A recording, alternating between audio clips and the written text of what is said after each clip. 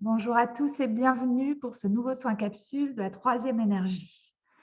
Alors aujourd'hui, pour débuter, nous allons nous mettre dans une position de réception, celle qui vous convient, assis ou allongé. Voilà, on se met dans une posture où on a la possibilité de recevoir. Alors, vous pouvez fermer les yeux si vous en avez l'envie et on va observer un petit peu notre respiration pour voir ce qui arrive. Alors, donc de mon côté, je sens qu'il y a un peu de tension, voilà, plutôt du côté gauche et je dirais plutôt dans le quart du côté gauche. Voilà, hop.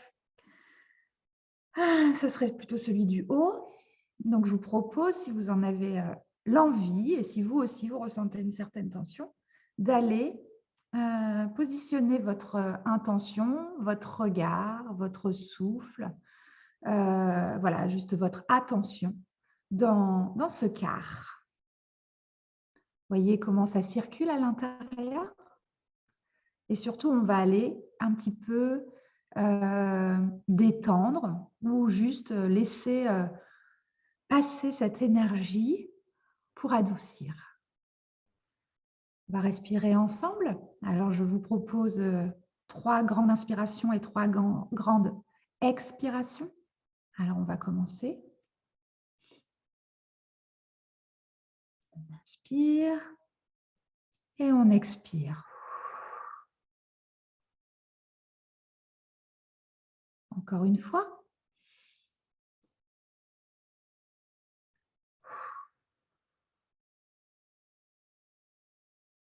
Et une dernière fois.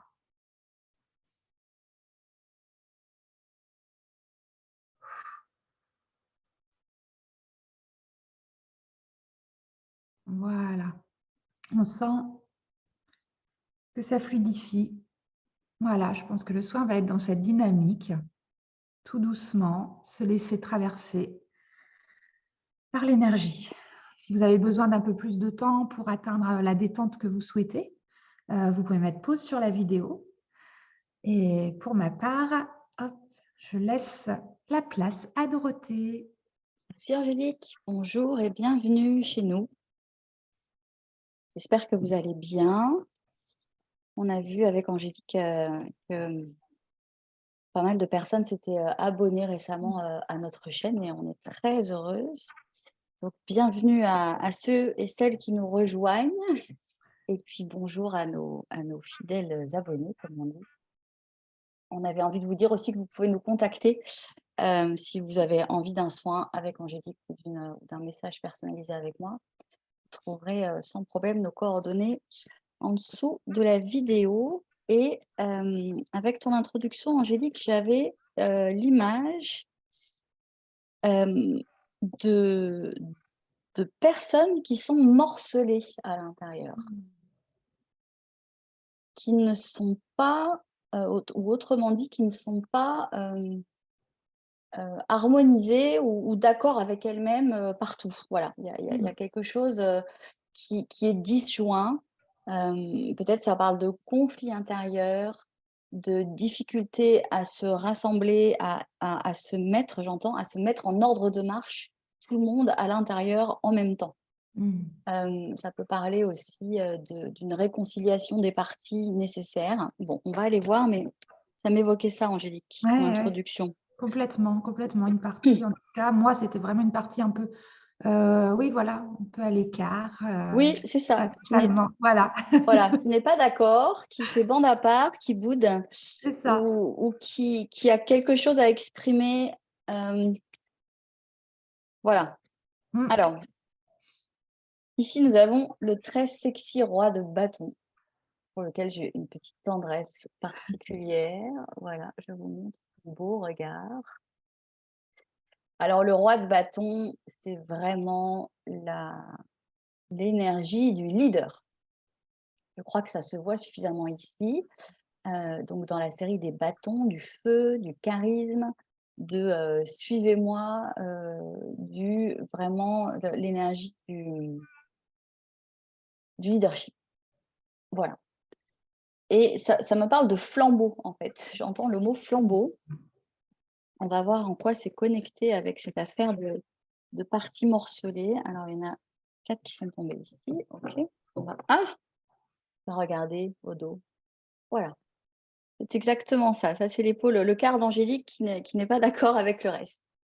Alors, le 5 de bâton, c'est tout à fait la carte de ce que je viens de vous dire, c'est-à-dire le conflit intérieur. Et ça bouillonne, hein.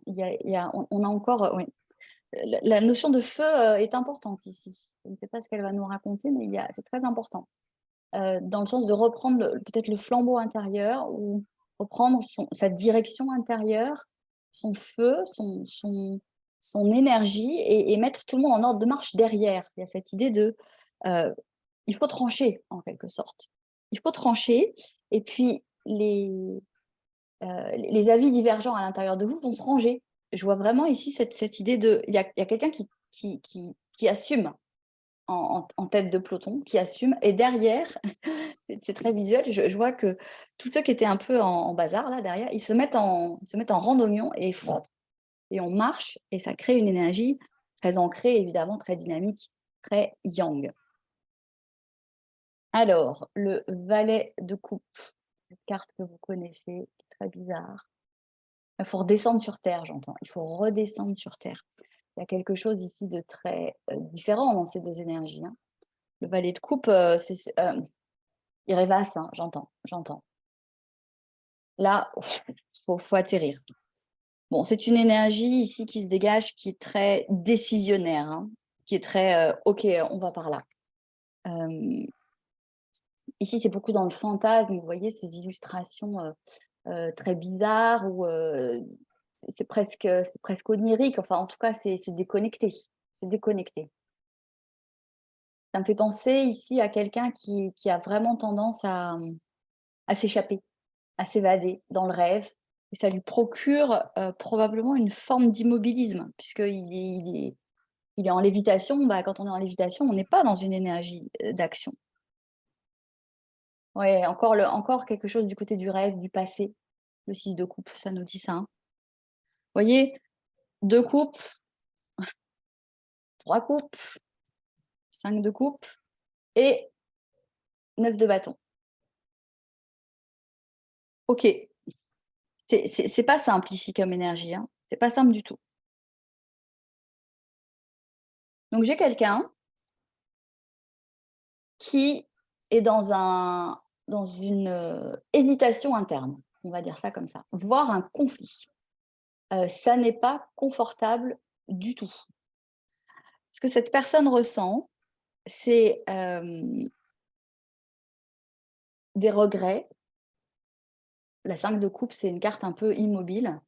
Des regrets, des choses qui s'en vont, voilà, partent dans le trou là comme ça. Et puis aussi, un manque de focus pour cette personne-là sur, le trésor qui pourrait, se trouver dans ses mains, à proximité. Vous voyez, il y a une question de focus dans la 5 de coupe. C'est-à-dire cette personne, elle regarde plus volontiers ce qui n'est plus ou ce qu'elle va perdre que ce qu'elle possède et ce qu'elle peut acquérir. Donc cette personne, elle est dans une forme de statisme pas du tout sympathique, pas du tout agréable. Elle est engluée, voilà, engluée, avec beaucoup de nostalgie. J'essaie de vous le décrire, le mieux possible, cette énergie, mais enfin cette sensation. C'est entre, j'ai envie de m'échapper d'une réalité, entre la nostalgie de ce qui a été, et du regret. Voilà. Et elle essaie de s'en protéger, cette personne-là. La 9 de bâton, c'est je me protège. On a encore cette notion de prendre son feu et de partir vers l'avant. 3 fois, hein. Ici, ici et ici. Et je pense clairement que c'est ce qui est demandé à cette personne-là. C'est-à-dire de reprendre son pouvoir, de reprendre sa lumière, de reprendre sa capacité à décider et à se mettre en route et en avant vers une option. Alors le 9 de bâton, il est intéressant parce que, il précède le 10 de bâton et le 10 de bâton, c'est pas du tout sympa comme énergie. Je préférerais que vous n'alliez pas jusqu'au 10 de bâton. Le 10 de bâton, c'est l'excès, on n'en peut plus. 10 bâtons, c'est beaucoup trop lourd. C'est vraiment l'oppression, c'est pas du tout, agréable. Donc au 9 de bâton, il est un petit peu encore temps de réagir quand même. Alors, le 9 de bâton peut nous dire, baissez vos protections, baissez vos barrières et puis laissez-vous faire, mais là, c'est pas exactement le message que je ressens. Ce que je ressens, c'est vraiment emparez-vous de votre feu sacré, choisissez, décidez, même si c'est imparfait, même si c'est encore un peu, discordant à l'intérieur de vous, prenez votre bâton, prenez-en un au moins, voilà, prenez-en un et puis testez-le, emportez-le dans la matière, expérimentez-le, quittez cette espèce de rêvasserie, un petit peu, nuisible, hein, parce qu'elle est lourde. C'est pas du tout, une rêvasserie agréable ici, hein, c'est vraiment, c'est une sorte de complaisance dans un espace, qui n'est pas très porteur. Donc prenez votre bâton, ici, ici, prenez votre lumière et puis faites le roi de bâton. Allez-y, même si ça vous fait peur, même si c'est inconnu. Et ce que j'entends, c'est que vous avez cette capacité, vous avez cette ressource du roi de bâton en vous. Peut-être vous ne la percevez plus, mais ce roi de bâton existe en vous. Et ce qui vous est sûrement conseillé ici, c'est d'aller connecter avec cette énergie-là de l'action, votre part yang. Vous pourriez vous faire croire en ce moment qu'il n'y a plus de yang dans votre intériorité. Parce que c'est un peu la mélasse quand même, hein. Mais en fait, si, il existe ce roi de bâton. Allez le connecter, allez le réveiller comme la belle au bois dormant. Et puis prenez votre bâton de pèlerin et marchez. Voilà, Angélique. Merci. Bon, et ben, voilà.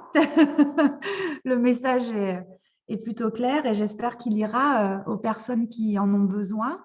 En tout cas, j'en suis certaine. Voilà, je me sens plutôt dans une énergie douce, en tout cas, moi ici, que voilà, cette partie qui était ouais, peut-être un peu séparée, semble en tout cas mieux se reconnecter. Donc voilà, donc je pense que le soin sera un soin un peu de soutien pour vous accompagner dans cette période. Voilà, je vous souhaite une belle journée et puis je vous dis à très bientôt. Merci, au revoir.